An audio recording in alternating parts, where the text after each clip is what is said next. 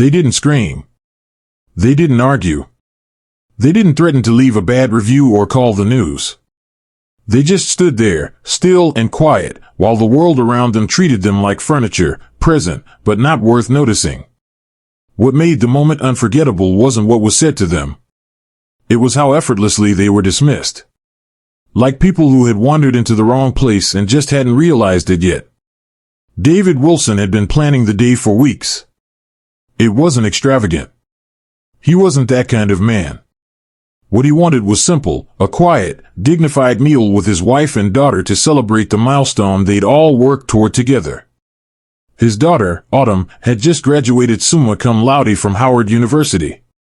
And today was about her. About pride. About family.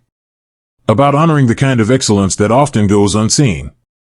They had driven over 2 hours from their home in a quiet Atlanta suburb to Charleston, South Carolina, where a well-known bistro, Willow and Finch, sat tucked inside a historic brick building downtown. David had chosen it carefully. The place had a reputation. Southern elegance. Old money charm. A place where people didn't rush, and meals were served like rituals. Years ago, before his real estate business took off, David had walked past that restaurant with just enough money in his pocket for a sandwich and a dream.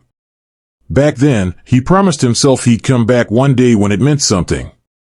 He didn't know that the people inside would still see him the same way they would have back then. They walked in just after noon. David wore a pressed blue button-down, dark slacks, and polished shoes. Camille, his wife, had on a clean cream blouse and skirt, with a small gold chain around her neck. Autumn wore jeans and a navy blazer, casual but respectful. They didn't look like celebrities. They didn't come in with fanfare. But they carried themselves with grace. That didn't matter to the hostess. She didn't even greet them at first. She was busy chatting with a waiter about someone's bachelorette party reservation. She glanced at them like they were a delivery mistake. "Do you have a reservation?" she asked, her voice dry. "No, we were hoping to walk in," David replied politely. "Celebrating our daughter's graduation today." She barely nodded. "We're fully booked." David glanced behind her. There were at least 8 empty tables, including 3 by the window. "Oh, we don't mind waiting," Camille offered, her smile calm. "We're not accepting walk-ins," the hostess cut in. "Especially not today." Autumn stepped forward. "Ma'am, we just drove a long way. Would it be possible to speak to the manager?" The hostess raised her brow and folded her arms. "I am the floor supervisor today. If you didn't book in advance, there's nothing I can do. I'd suggest trying something more casual." Camille blinked. "Excuse me?" "There's a diner about 5 blocks down. Very popular. You might feel more comfortable there." David's jaw clenched. Not in anger, yet. But in that cold, painful way men clench when they've been insulted too many times in too many places, and they're doing everything they can not to let it out in front of their daughter. Autumn's voice was steady. "Why would we feel more comfortable there?" "I didn't mean anything by it," the hostess replied quickly. "It's just a different vibe. More affordable." That was the moment. Not the refusal. Not the lie about the reservations. But that single word, affordable. David looked her dead in the eyes. "Young lady, do you think we can't afford to eat here?" The hostess flushed. "I didn't say that." "But you implied it," Camille added softly. Behind them, 2 white couples had just entered. Both were dressed in shorts and t-shirts. One wore a tank top and flip-flops. No reservation. No problem. The hostess greeted them with a smile and menus. "Right this way," she chirped. David turned back toward the entrance. He didn't say a word. But the silence felt like thunder. Autumn pulled out her phone and snapped a photo of the hostess stand, including the open tables in the background. No caption. Just proof. As they walked out, the hostess muttered under her breath, "Should have known better." They heard it. David stopped mid-step. slowly turned back. "Excuse me?" She smiled, fake and full of venom. "Nothing. Enjoy your day." Outside, Camille exhaled sharply. "I'm so tired of this." Autumn was already texting. David stood still for a moment, then reached into his inside coat pocket and pulled out a manila envelope.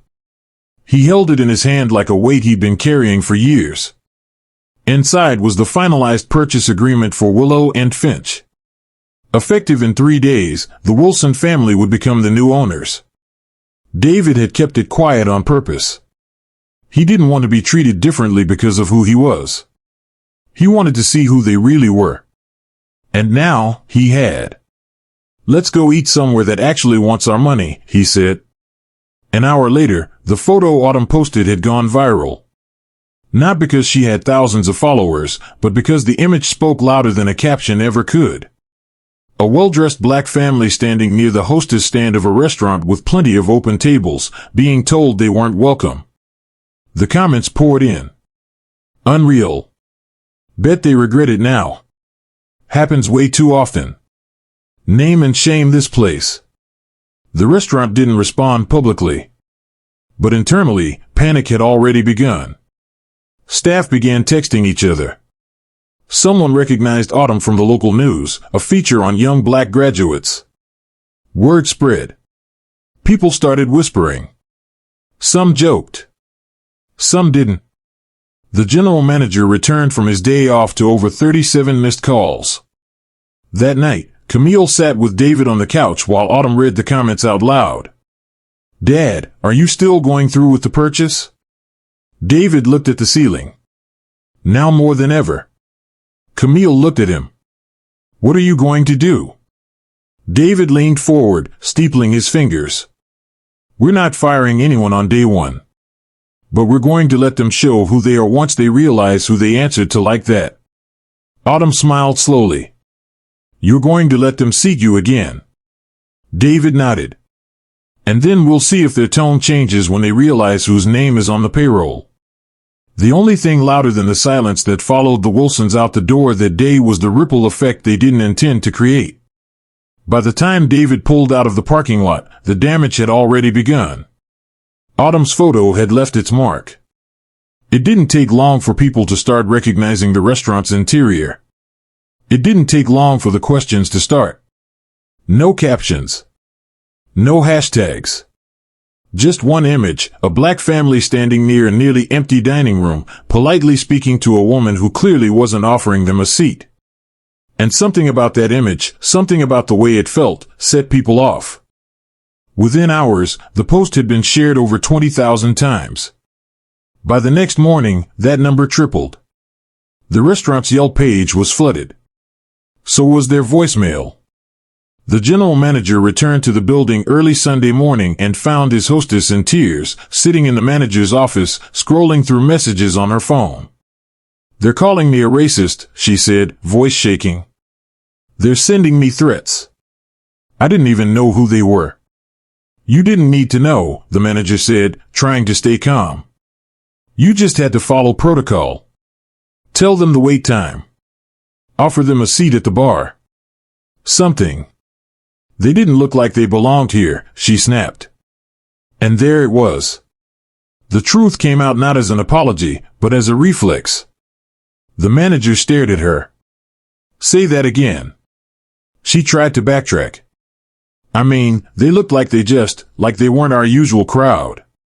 "Right. So the problem wasn't them. It was your idea of them." By Monday, half the staff had heard the story. By Tuesday, a few of the regulars had quietly canceled reservations. By Wednesday, it reached the local paper. Not as a scandal. Not with names. But with the headline, "Are some spaces still off limits?" Charleston family denied dining despite empty tables. The hostess wasn't fired. Not yet. But the owner, the actual owner, had yet to show his face. Until Friday. That morning, David Wilson didn't arrive with cameras. He didn't bring a lawyer. He didn't even tell the press. He showed up in the same clothes they judged him in 6 days earlier. No designer labels. No watch to flash. Just confidence. Quiet, earned, and undeniable. He walked through the front doors at 11:55 a.m., 5 minutes before the lunch rush. And once again, he was met by the same woman at the hostess stand. This time, she looked up immediately. She recognized him. Her eyes widened just slightly before she masked it with a plastic smile. "Hello, welcome to Willow and Finch," she began. David said nothing. He just looked around the room, then back at her. She forced a laugh. "I'm really sorry about the other day. I didn't recognize you." He tilted his head slightly. "You mean, you didn't recognize what you saw?" She blinked, lips parting, but he continued. "Go ahead. Ask me if I have a reservation." She was quiet for a moment, then whispered, "Do you?" "I own the building," he said. "That's my reservation." Her mouth opened. No sound came out. Before she could respond, Charles, the operations director, appeared behind her. Unlike last time, he looked sharp, alert, and more than ready. "Mr. Wilson," he said warmly, extending a hand. "We've been expecting you." David shook it. The hostess stepped back. "I didn't know you were the new owner." "I didn't need you to know," David replied calmly. "I needed to know who you were when you didn't." Charles motioned toward the private dining section. "Your table is prepared." David didn't move. Instead, he scanned the restaurant. The same light fixtures. The same white tablecloths. The same people sitting at windows and sipping from tall glasses. All of it exactly how he remembered it the first time he passed this place, broke and hungry. "I'm not here to eat," he said. Charles frowned. "I'm sorry?" David turned to face the hostess. "I came back because I needed her to see me. And to understand what it costs to look down on people." She shook her head.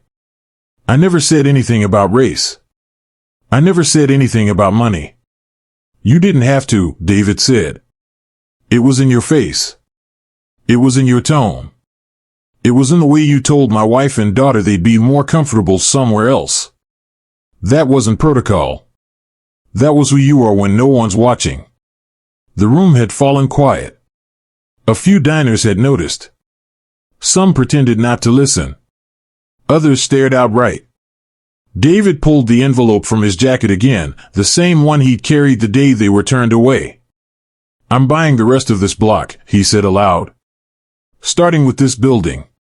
Charles looked stunned. "The whole block?" David nodded. "And I'm converting this place into something different. A space where people like me don't have to ask twice for dignity." The hostess took a step back.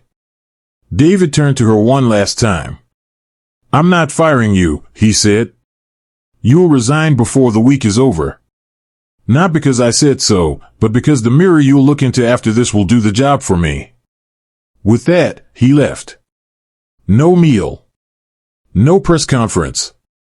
Just a man who came back to the scene of the insult, not to gloat, but to teach. By Sunday, the hostess submitted her resignation. By the following month, Willow and Finch quietly closed for renovation. They renamed it quietly. No grand announcement. No confetti ribbon cutting. No news trucks waiting outside. Just a handwritten note taped to the door one Sunday morning while the old gold letters were taken down. And by Monday, the new sign was up, Autumn House, and soft bronze letters, clean and elegant, set against reclaimed wood from the building's original frame. Some of the locals noticed. Most didn't. But those who knew the story behind it, the real story, felt the name land like a thunderclap. The same girl who was told, and not so many words, that she didn't belong here now had her name carved into the very walls they tried to keep her out of. It had been 4 months since the humiliating day. 4 months since a hostess smirked at the Wilson family and told them to try somewhere more comfortable. 4 months since David Wilson walked out without raising his voice, but with a legal folder under his arm that would turn the entire place inside out. Now, the restaurant was no longer a symbol of exclusion. It had become something else. Something personal. The transformation was deliberate. The white linen stayed, but the art changed. Gone were the antique portraits of stoic, expressionless men in three-piece suits and oil paintings of colonial fields. In their place were modern portraits of Southern black musicians, local artists, poets, and community leaders, faces full of joy, struggle, and stories that hadn't been told in places like this. The menu was still refined, but now featured dishes with history, Gullah-inspired shrimp and grits, catfish with collard greens, sweet tea marinated short ribs, all reimagined with contemporary style. The chef, a young black woman from Charleston who had trained in New York, designed each plate with the past and the future in mind. On opening day, Autumn wasn't sure she wanted to go. She told her father she didn't want attention. That she didn't want to be a symbol. But David just looked at her and said, "You're not doing it for them. You're doing it for you. For us." So she agreed. They reserved a corner table, tucked behind a half-curved booth with a view of the entire room. The lighting was soft. The atmosphere calm. The kind of place where voices never had to be raised to be heard. Autumn walked in wearing a cream jumpsuit and low heels. Her hair was pulled back in a bun. No jewelry, no glam. She didn't need to dress like power. She carried it. When she entered, the hostess smiled at her, an unfamiliar face, a young woman with caramel skin and natural curls tied neatly under a head wrap. She stood straight, no slouch, no script, and met Autumn's eyes directly. "Welcome to Autumn House," she said. "We're honored to have you." Autumn paused, feeling the weight of those words in a way she hadn't expected. "Thank you," she replied quietly. Charles, now the general manager under the Wilson family, stepped forward. "Miss Wilson, right this way." The table was set. Water chilled. Silverware spotless. Music soft in the background. A few guests noticed her arrival, but no one made a scene. Still, she could feel the gaze of someone watching from across the room. She turned, slowly. It was the old hostess. Not behind the counter. Not in uniform. She sat at a table near the entrance, alone, holding a glass of wine and staring straight at her. Autumn's jaw tightened. "She asked to speak with you," Charles whispered. "I bet she did," Autumn said without turning her head. "She no longer works here," he added. "She's just a guest. Paid for her own reservation." Autumn took a breath. "Let her sit." David arrived 5 minutes later, followed by Camille. They hugged without words. Just quiet acknowledgement of what this day meant. What it took to get here. What it cost. When the appetizers arrived, fried green tomatoes with hot honey and pimento cheese, Autumn finally let herself relax. The food was incredible. Not just because it was well made, but because it was served without judgment. For the first time in a long time, she didn't feel like she had to prove anything just to enjoy a meal. Halfway through lunch, a young man approached the table. Nervous. Polite. "I just wanted to say," he began, "thank you for opening this place. My grandmother worked here 30 years ago when it was still all back of house only for folks like us. She never thought she'd live to see a place like this with our name on the door." Autumn stood and shook his hand. "Thank you for saying that." As he walked away, Camille smiled softly. "You don't even realize it yet, do you?" Autumn raised an eyebrow. "Realize what?" "You're building something they can't take away this time." Autumn didn't reply. She didn't need to.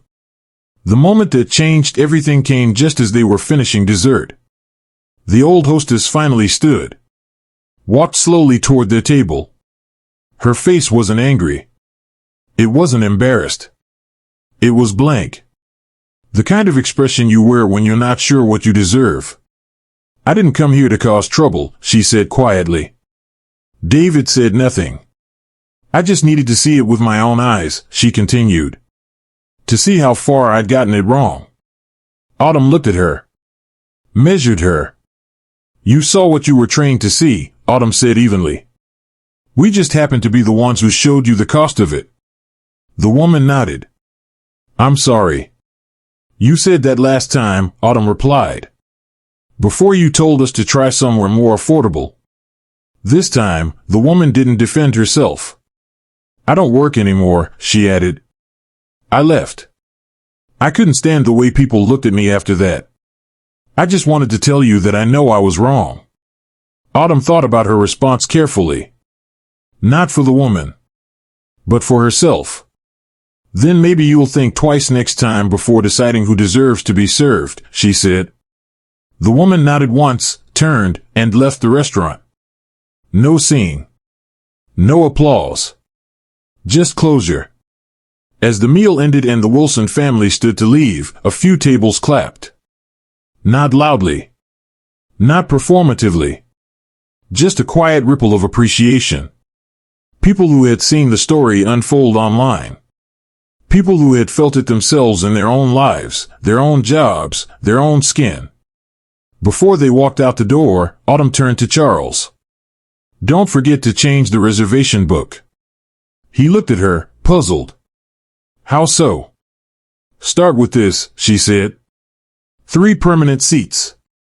Every Sunday afternoon. No name needed. Just call it the Wilson table.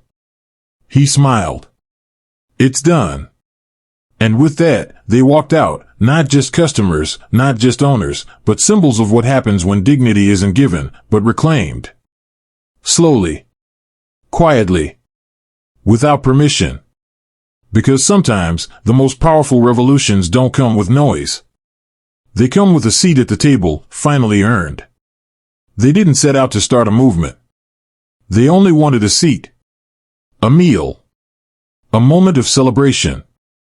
But sometimes, the smallest requests reveal the biggest truths.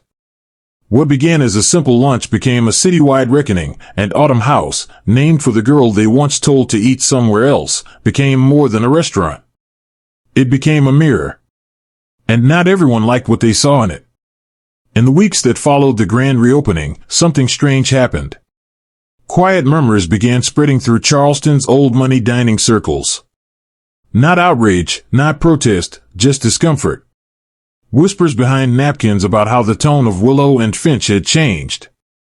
How it now catered to a different crowd. Some of the regulars never came back. Some left negative reviews that didn't mention race, but dripped with coded language, inexperienced staff, too much spice, unfamiliar clientele. But for every one that left, 5 more came in. Families from neighborhoods that had never felt welcome downtown. Black couples celebrating anniversaries. Local church groups hosting Sunday brunch. Even white diners, young and old, who were tired of watching the same gatekeeping play out in new clothes. They came not for activism, but for what was always promised in places like this: good food, good company, and the right to sit without proving your worth. One of the first major publications to cover Autumn House was a small but respected regional magazine. The writer, a middle-aged black woman named Lorraine James, wrote an editorial that struck a chord far beyond Charleston. Autumn House isn't just a restaurant. It's a reclamation of space. A space that told a young woman and her family that they didn't belong, only to later bear her name in bronze. And not once did they demand revenge. They chose restoration. Not by erasing what happened, but by refusing to pretend it didn't. The article was shared across the state. Then the country. Suddenly, reporters were calling. Local news outlets sent cameras. Bloggers wrote think pieces. TikTok creators posted walkthroughs of the restaurant set to music layered with words like dignity, justice, and this is how you do it right. But the Wilsons stayed quiet. They didn't do interviews. They didn't post long threads explaining their decision. When asked for comment, they only said, "We just wanted a place where people could eat in peace." Still, people talked. Because a story like this, about restraint, quiet power, and silent correction, was rare in a world addicted to spectacle. Most expected the Wilsons to sue. To fire everyone. To turn the moment into a public shaming. But that wasn't who they were. And somehow, their refusal to destroy gave them even more power. One Saturday, a former employee from the Willow and Finch days came in for dinner. Not as staff. As a customer. He had once been one of the servers who stood by and said nothing when the Wilson family was turned away. He'd even joked about it in the back, laughing that some folks still don't know their lane. Now, he was different. He'd moved on, taking courses in hospitality management, and had come to understand just how deeply embedded some biases were in places like the one he used to work. He asked for a table for one. When he finished his meal, he requested to speak to the owner, not for a complaint, but to say something long overdue. Autumn came out from the kitchen, apron still on, sleeves rolled to the elbows. He stood up. "I owe you something," he said. Autumn nodded once. "You owe yourself more." They shook hands. Small moments like that started to pile up. A retired teacher who used to cross the street to avoid walking past certain storefronts now brought her book club every Thursday. A group of teenagers came in wearing matching shirts that read, "We belong everywhere." A local college used the story of Autumn House in its ethics course as a case study on non-retaliatory justice. And the hostess, the one who once told the Wilsons to try somewhere more affordable? No one had heard from her since the day she left. Until a letter arrived at the restaurant one morning, addressed to Autumn. It was handwritten. 4 pages long. No return address. In it, the woman wrote about how she'd grown up around people who never had to question whether they belonged. How she'd absorbed those beliefs without realizing it. How it took being publicly shamed to understand how privately cruel she had been. The letter ended with this: "I don't expect forgiveness. I just hope that someday, I'll walk into a place like yours and be treated better than I once treated you. And when that day comes, I'll know your story worked." Autumn folded the letter carefully and placed it in a drawer in the office. She didn't need the world to know about it. She only needed to remember that sometimes, the ones who hurt you can still learn, if you leave them with a reason to reflect, not just regret. Business grew. So did respect. By year's end, Autumn House had been named one of the top 10 emerging restaurants in the Southeast. Not for trendiness.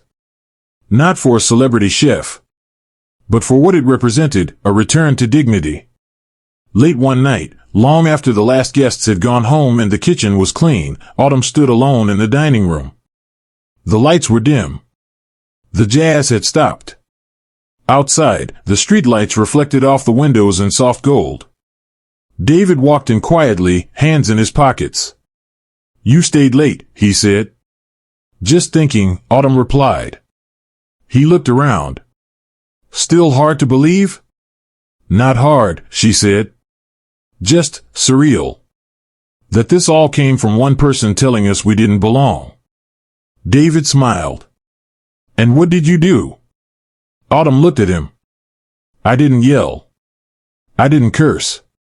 I just built something they couldn't ignore." He nodded slowly. "And now?" She walked to the wall near the hostess stand, where the bronze plaque had been placed. She ran her fingers along the edge and whispered, "Now we feed people. All kinds." He stepped closer, put a hand on her shoulder. "You turned an insult into an invitation." She turned, hugged him. Outside, the city kept moving. Lights flickered. Cars passed. Stories were being written every second, some cruel, some careless, some beautiful. But inside Autumn House, for a few still moments, there was only peace. Not the peace of silence, or avoidance, or pretending the past hadn't happened. But the peace that comes when the table you were once denied becomes the table you set for others.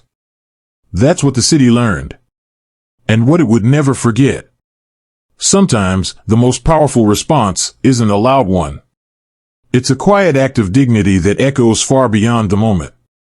If this story moved you, if it made you think, feel, or reflect, we'd love to hear from you. Leave a comment below and share your thoughts. Have you ever been told you didn't belong, only to prove them wrong later? If you believe the world needs more stories like this, don't forget to hit that like button. It helps us reach more people who need to hear these truths. And if you're new here, subscribe to Disrespected Stories for more powerful, real-life narratives where the underestimated rise and dignity always finds a way back. Thanks for watching. We'll see you in the next story.